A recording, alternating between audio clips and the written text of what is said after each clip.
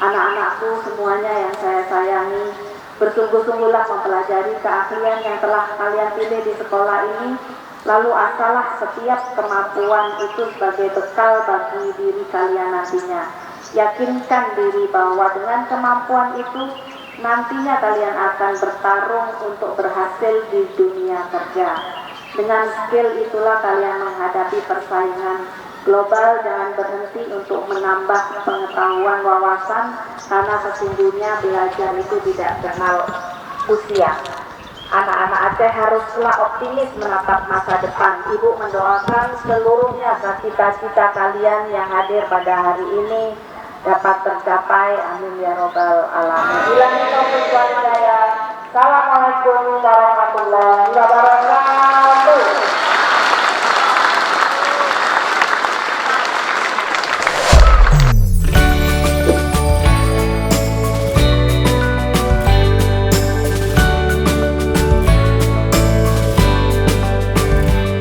Perkembangan teknologi yang makin canggih akan memudahkan kerja-kerja manusia. Namun di sisi lain, jika kita tidak pandai mengatur dan juga menempatkan diri, alih-alih pemanfaatan teknologi untuk mengembangkan diri, justru akan menjadi budak teknologi.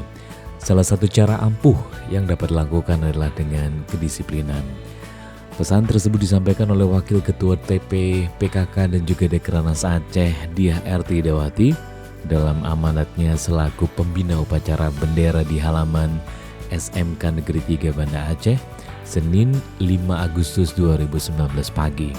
Dosen Teknik Arsitektur Fakultas Teknik Unsia ini mengatakan meski sangat mudah diucapkan, namun disiplin terkadang sulit dilakukan. DHRT berpesan untuk menerapkan kedisiplinan pada diri sendiri bisa mulai dengan niat. DHRT juga mengingatkan bahwa di tengah perubahan zaman yang begitu cepat dan juga pesatnya perkembangan teknologi informasi, maka persaingan dunia kerja akan semakin ketat. Dia menambahkan para siswa SMK sederajat adalah generasi Z atau generasi post-milenial yang harus mampu bertahan di tengah ketatnya persaingan di masa mendatang.